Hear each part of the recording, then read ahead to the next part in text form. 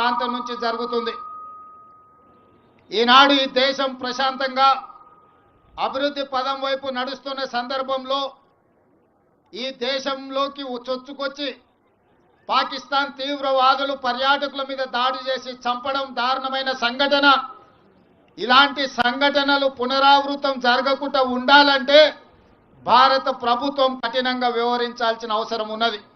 అదేవిధంగా 140 కోట్ల భారతీయులందరూ కూడా ఏకమై రాజకీయాలకు అతీతంగా పార్టీ సిద్ధాంతాలకు అతీతంగా అందరము ఒక్కటై తీవ్రవాదం మీద పోరాడవలసిన అవసరం ఉన్నది.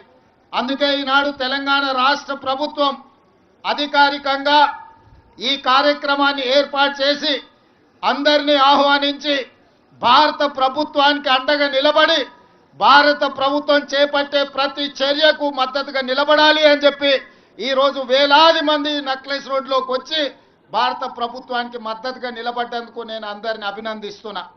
ఈ దేశ ప్రధానమంత్రి నరేంద్ర మోడీ గారికి విజ్ఞప్తి చేస్తున్నా. ఇది చాలా భావోద్వేగమైన సందర్భం.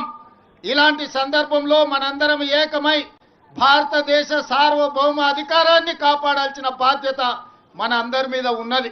మనందరం ఏకమై తీవ్రవాదాన్ని అంతమొందించి ప్రపంచానికి ఆదర్శంగా నిలబడాల్సిన సందర్భం ఈనాడు ప్రజలందరూ మన వైపు చూస్తున్నారు.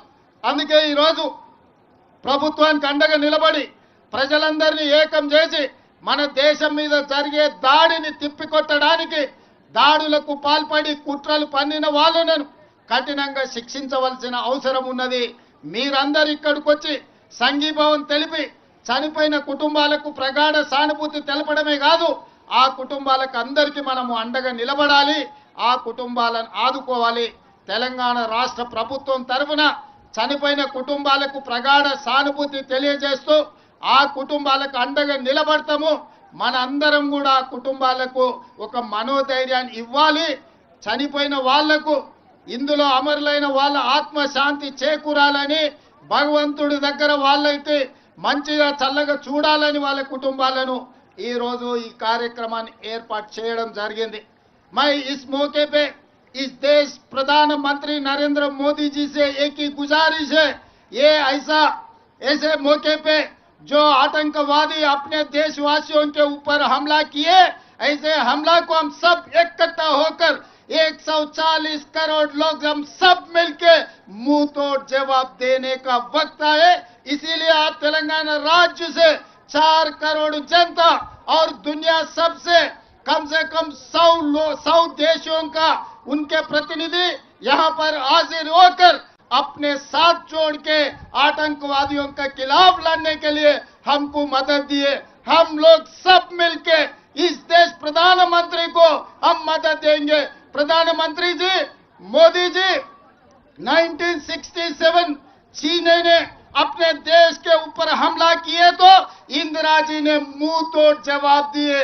उसके बाद पाकिस्तान 1971 में इस देश के ऊपर हमला किए तो इंदिरा जी ने पाकिस्तान को मुंह तोड़ जवाब देकर एक धक्का में 2 टुकड़े किए पाकिस्तान को, एक बांग्लादेश दूसरा पाकिस्तान. उस वक्त अटल बिहारी वाजपेयी जी ने ये कहा, इंदिरा जी को दुर्गा माता ने कहा. आप दुर्गा माता के भक्त हो, हमें पता है, दुर्गा माता को याद करो. अभी पाकिस्तान के ऊपर जो हमला करना है